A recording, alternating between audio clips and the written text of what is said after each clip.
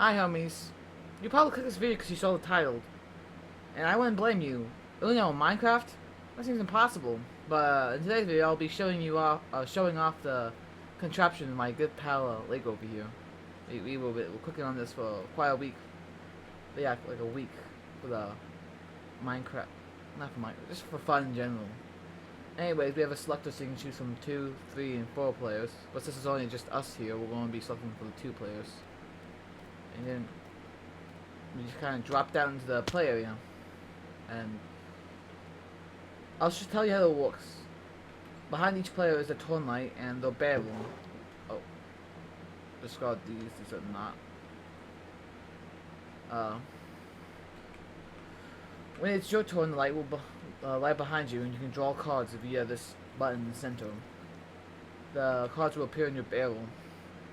We have number indicators, which only goes up to 5 because it's a pain to do anymore.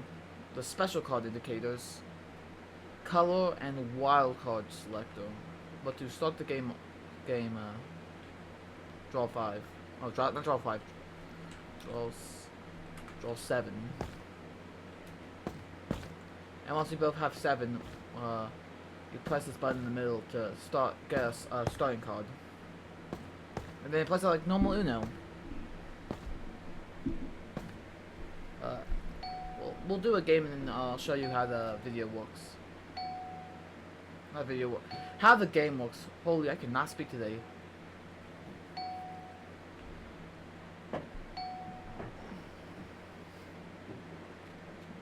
Rigged hand. I just hope that means he has really bad cards.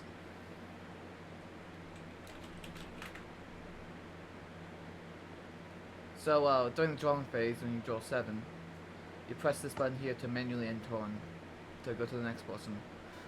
You also do this when you play a plus card that skips the player.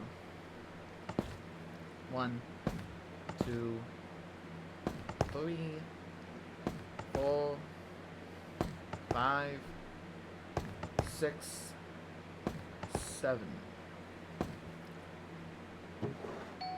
Oh yeah, every player will have a bundle. This will be your hands. This is actually a pretty good hand. Ooh.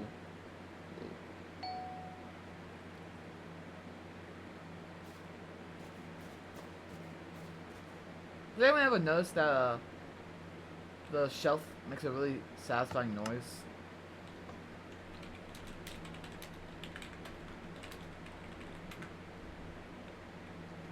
Now you can ruin your friendships in Minecraft with Minecraft Uno.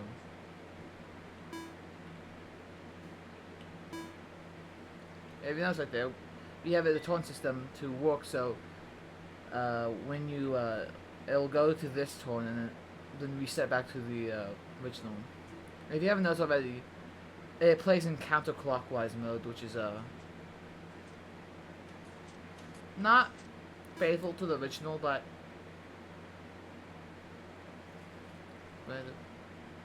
with one. Oh, let's take my game out to survival. No, we're gonna be a little evil. We're gonna be a little evil off the bat. Red. I'm gonna play a red +2. So I'm not losing to the Lego man. Look at his face.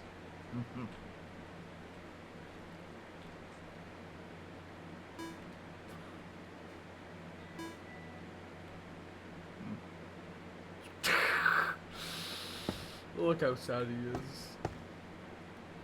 Oh yeah, this contraption is survival friendly. There's house known to here so you don't take fall damage from the drop. Although to build this is it's very expensive, at least observer wise. There's a lot of observers used in this. It's not. Oh yeah.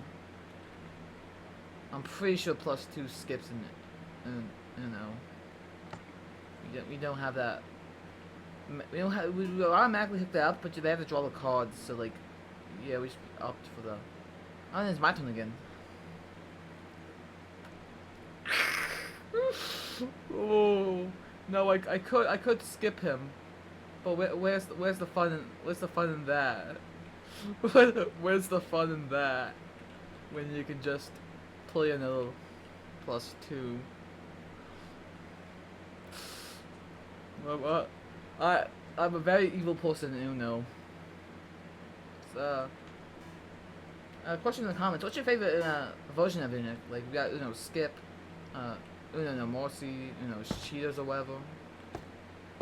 So yeah, comment down below what your favorite version of Uno is. I personally like Uno No Mercy because it's really fun, especially with the booster pack, where it lets you get even evil lore. Oh, you can't forget Uno Wilds. That's a I like to call that version of Uno a speedrun Uno, because the game never lasts too long.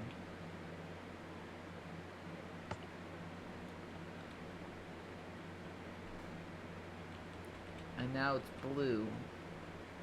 Oh, it's still blue. Yeah, we're gonna let them finally have a turn.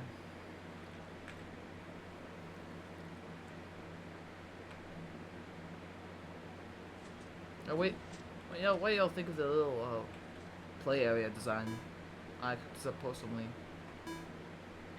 but I was expecting another +2. I'm gonna finally play. This might be a mistake. I don't know what cards he drew.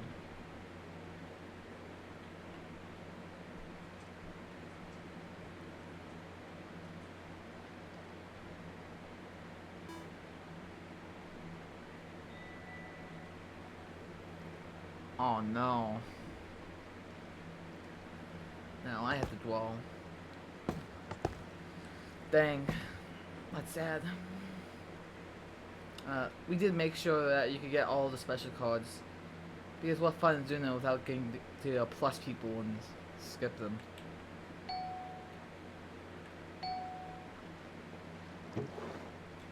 Ooh, the reverses. The reverse was a real big pain to get working because of how we do the turn system.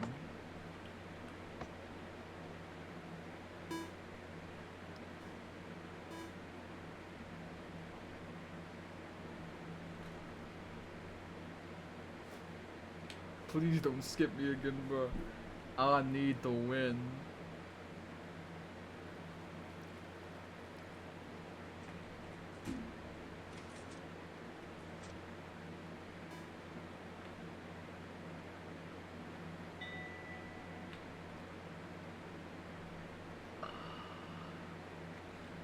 Blue 2.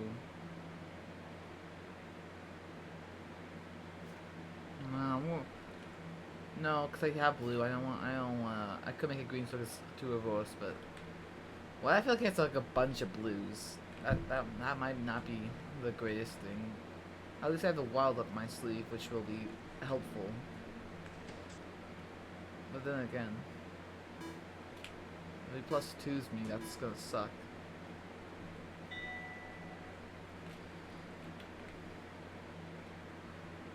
What the Lego do? Oh, he's out of blues. Oh no. Is that a good thing for me? Not particularly. I'll be forced to use my wild card because I don't have any 4s. But I'm going to turn it green.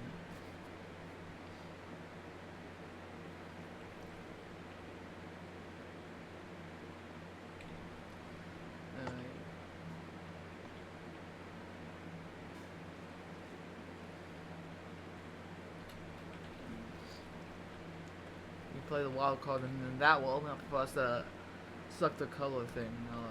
I'll show you in a minute. This works a little differently. So when wild cards plays, it won't change your turn until you select a color. So I'm doing green, and then see, the moment I selected the color, it changed the turns.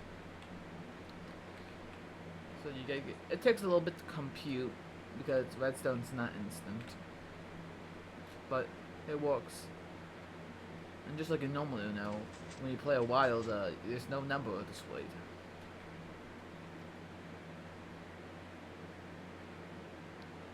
Did you play? Did you play a card? Yes, you did. How evil do I want to be? Let's show off the other horse. This was also giving us a big. Yeah, I already said that. This is giving us a pain. Either rubber or big brain cells together, or big brains together, with a collective, maybe 3 collective brain cells.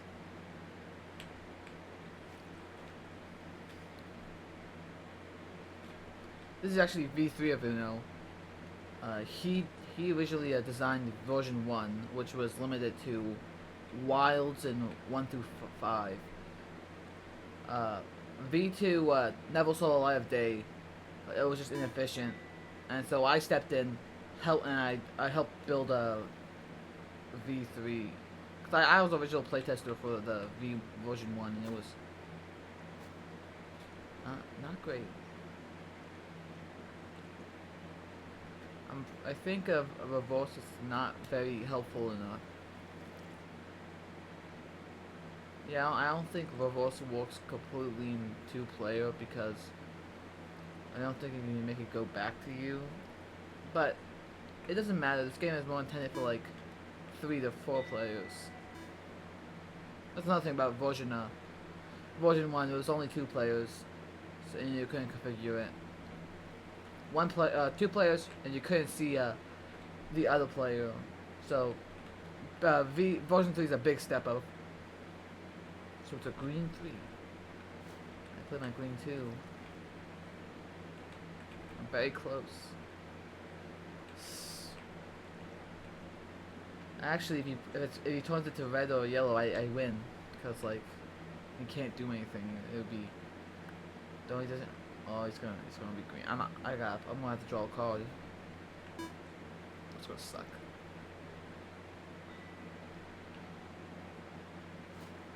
No, that was so close. Dang it. This video's only 12 minutes long. Wow. Oh, yikes. I mean, it might not be 12 minutes. It depends how much I cut out in the after. Although usually I leave the most of the footage pretty raw in editing.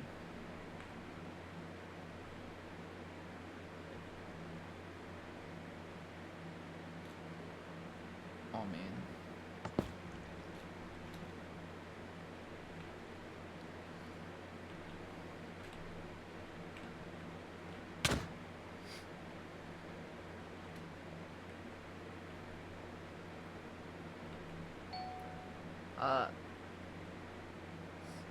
There should be we'll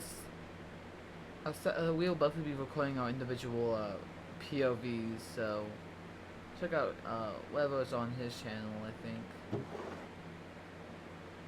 Dang. That's sad. So close yet so far. I wonder how many cards he has, because I did +2 him twice in the game. Well dang, he's that pulled more card.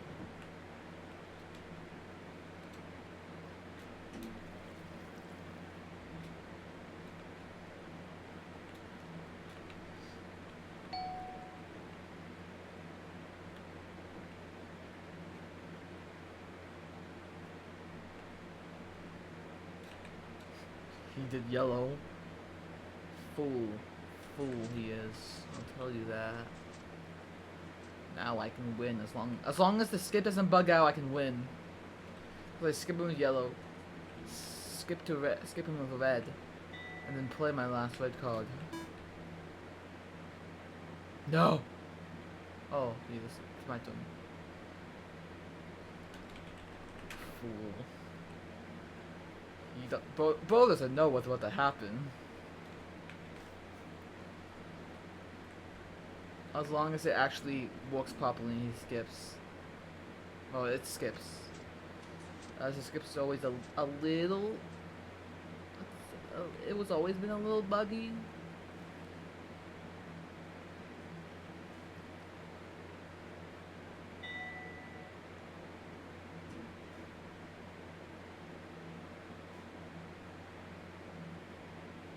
Get, bro, it's a no. Yeah, it's over.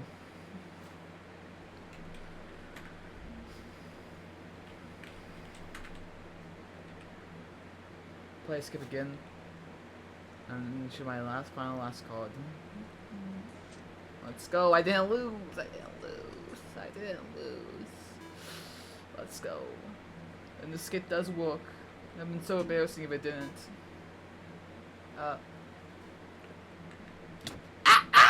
Oh gosh. Okay. What was that scream? Yeah. And I win. Let's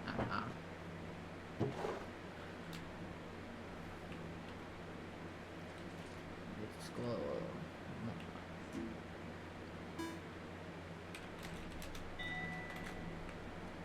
Yeah. This is how you ruin your friendships, guys. You play in Minecraft, and then, yeah, whoever has cards left over, you throw it down there. Anyways, time for the redstone. So, here's the behemoth of the redstone that powers this machine.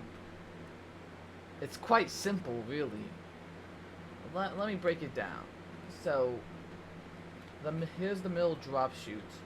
You follow this down to a bunch of item sorters. This dropper gets detected for when when the item is in the dropper is detected. Fires this line to fire it along this double item sorter system, which sorts all the items into the respective numbers and special codes. It also comes over here and has a reset line, so it resets all the colors and resets the numbers, which we'll get to that. If you follow these colors up here, when an item goes through the sorter, it fires a color line which activates these copper bulbs, which are toggle latches, which these observers can absorb to pull these pistons up and down, which also has another set of toggle latches, which these get reset. These are the little pistons get reset by this. That's why you get that cool little wave-like motion whenever a new color is being, or not a new color, but the color's changing. Anyways, and there's more copper bulbs up here for the pistons. Hope you got that. Now, if you follow down the other line, this is a little more complex. But basically, we use some leaf stone to move a signal down. These observers pick up when this piston fires because of this line. Torch here, block lets the copper bulb activate, which activates this piston. Puts the block there, so when the reset line fires, these observers can deactivate this.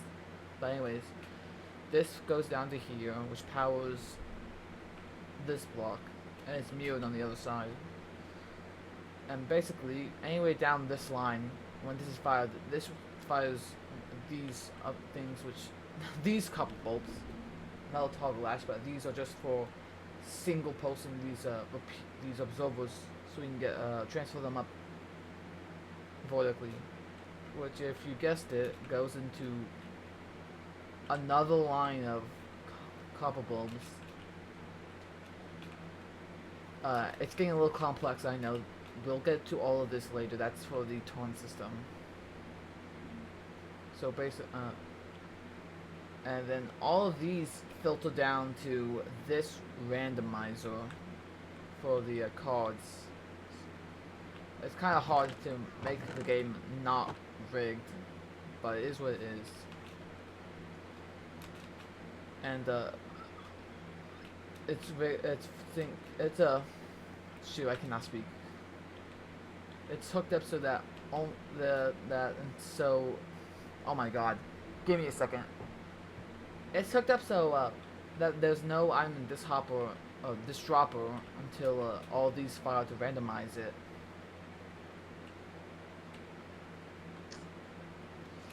And that